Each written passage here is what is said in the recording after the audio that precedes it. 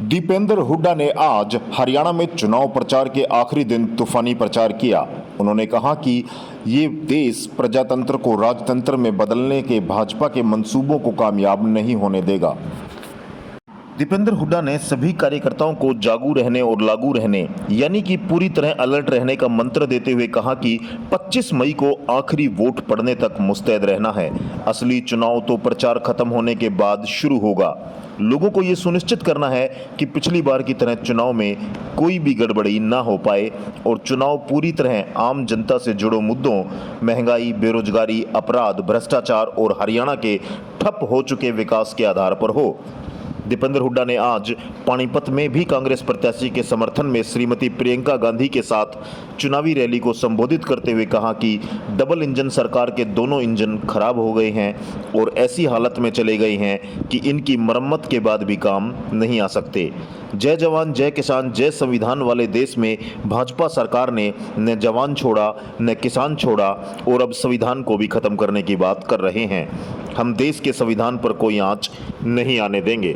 दीपेंद्र हुड्डा ने कलानौर हलके के गांव सुनारिया, पेरावर, किलोई हलके के गांव गीझी, दतोड़, हसनगढ़ आदि इलाकों में चुनाव प्रचार कर कांग्रेस के पक्ष में ज्यादा से ज्यादा मतदान करने की अपील की।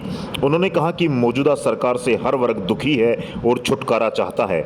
आज किसान, मजदूर, कर्मचारी, युवा, महिलाएं, व्यापारी समेत हर वर्ग परेशान है।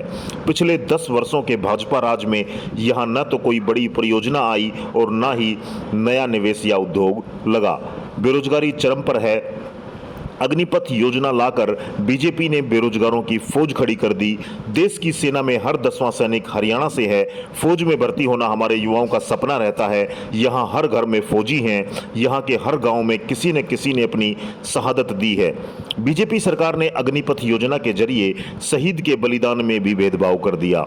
दीपेंद्र हुड्डा ने विश्वास दिलाया कि कांग्रेस सरकार आने पर अग्निपथ योजना खत्म करेंगे, रेगुलर भर्ती शुरू करके पहले से भर्ती अग्निवीरों को पक्का कराएंगे। दीपेंद्र हुड्डा ने कहा कि प्रदेश के कोने कोने में बीजेपी सरकार के प्रति भारी नाराजगी है और लोगों ने बदलाव का फैसला कर लिया है। यही कारण है कि बीजेपी इस बार के चुनाव में आमजन के मुद्दों पर बात करने से भागती रही और गैर मुद्दों को मुद्दा बनाने की कोशिश करती रही।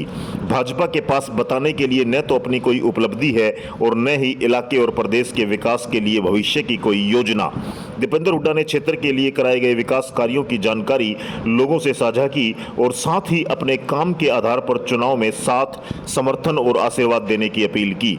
दीपेंद्र हुड्डा ने कांग्रेस के न्याय पत्र की गारंटियों को बताते हुए कहा कि कांग्रेस सरकार बनने पर महालक्ष्मी योजना के तहत हर गरीब परिवार की एक महिला को साल में 1 लाख रुपए देंगे। उन्होंने आगे कहा कि बेरोजगारी का संकट कम करने के लिए कांग्रेस सरकार बनने पर भर्ती भरोसा के तहत समयबद्ध तरीके से कैलेंडर के अनुसार केंद्र में खाली पड़े 30 लाख सरकारी पदों पर भर्ती करेंगे।